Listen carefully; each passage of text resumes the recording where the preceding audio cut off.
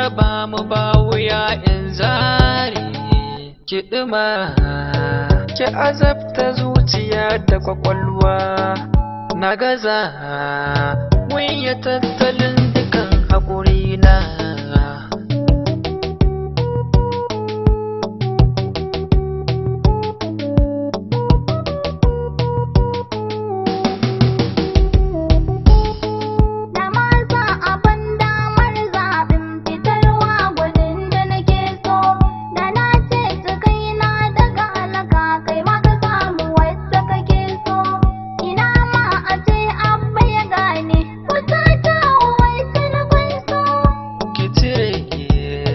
Ki sanar da abanki